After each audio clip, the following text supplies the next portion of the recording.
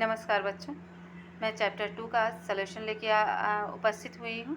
Knowledge मंत्र में मैं आपका स्वागत करती हूँ। अब आइए क्वेश्चन आंसर। ठीक है, पहले विकल्पेभ्यः उचितम उत्तरम चुनो। ठीक है, विकल्पों से उचित उत्तर चुनिए।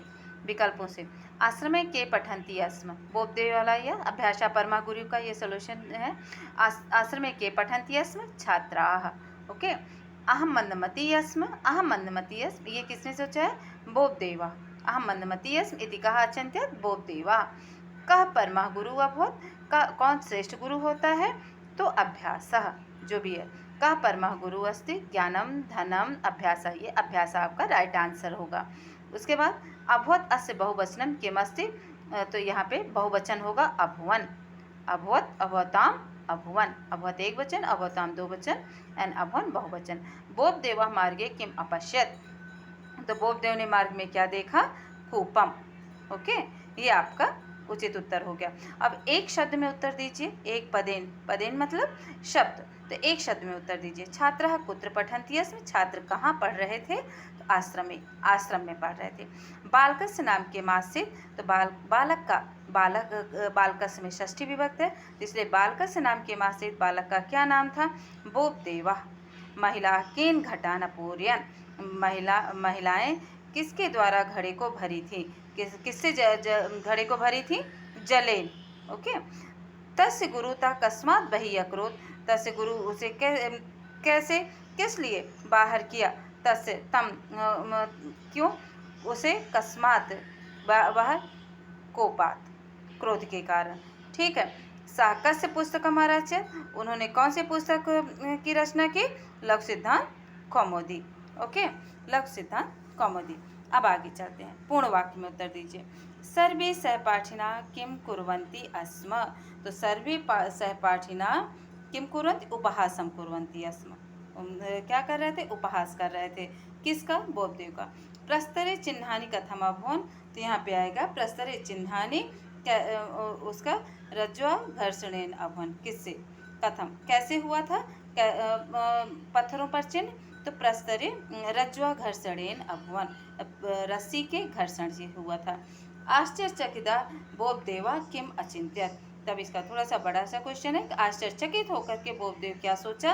तो इसका आंसर आपको आएगा कि सह अचिन्त्यत, यहाँ पे है यदि घटेन रज्ज्वा च प्रस्तरे चिन्हानि भवितुं शक्नुवत् तर्हि पुनः पुनः अभ्यासेन अहमपि विद्या प्राप्तुं स्मरितुं च शक्नोमि। चिंतित न, स्मरितुं च शक्नोमि। चलिए अब इस क्वेश्चन का आंसर देखते हैं लास्ट का। तस्य पठने रुचि कीदृशा आसीत्, उसकी पढ़ने में रुचि कैसी थी? तो तस्य पठने रुचि न्यूना आसीत्, तस्य पठने रुचि न्यूना आसीत्। अब आगे और क्वेश्चन देखते हैं आपका। कालांतरे बोधदेवा केन नामना प्रसिद्धा अभवत्, कालांतर में कुछ समय बाद बीत जाने पर बोधदेव किस नाम से प्रसिद्ध हुआ था? तो पंडित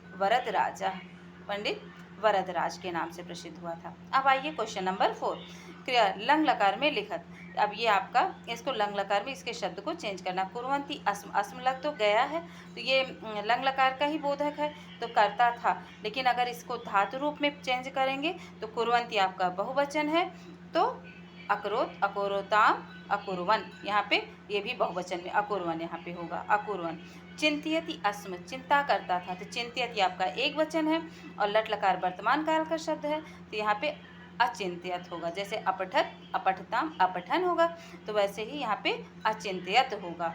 पठन्ति अस्म, अब यहाँ पे पठन्ति है तो अपठन होगा, अपठत, अपठताम, अपठन, बहुवचन, ये भी बहुवचन है, तो आप इसको चेंज करेंगे तो ये भी बहुवचन में होगा, अपठन। पूर्यन्ति अस्म, ये भी बहुवचन है, तो अपूर्यन होगा, लंग लकार में आ लग जाएगा उस लंग लकार के धातु रूप में। ठीक है, आ उपसर्ग लग जाता है, आ शब्द आ, अपूर्यन। और ये भवती है, तो एक वचन है भवती, तो यहाँ पे होगा अभवत। और रचियत भी एक वचन है, तो अरचियत। पश्यत भी एक वचन है, तो अपश्यत, लंग लकार में चेंज करना है ना। और अस्ति भी एक वचन है, तो इसका भी एक वचन होगा, आसीत, एक वचन है ना, तो यहाँ पे आसीत हो जाएगा। यहाँ पे ये आपके आंसर हो गए। अब आइए नीचे लिखे वाक्यों को संस्कृत भाषा में अनुवाद कीजिए। तो आचार्य जी क्रोधित हो गए। तो क्या होगा? आचार्य कुपितः अभवत्। और उसके बाद बोपदेवा इधर उधर घूमता रहा। तो बोपदेवा इधर उधर की संस्कृत क्या होगी? इतस्ततः अभ्रमत। अभ्रमत ना घूमता रहा, पास्ट टेंस में घूमता रहा। उसने परिश्रम से अध्ययन किया। सह परिश्रमेण अध्ययनम अकरोत्। और परिश्रम से तो तृतीया विभक्ति है।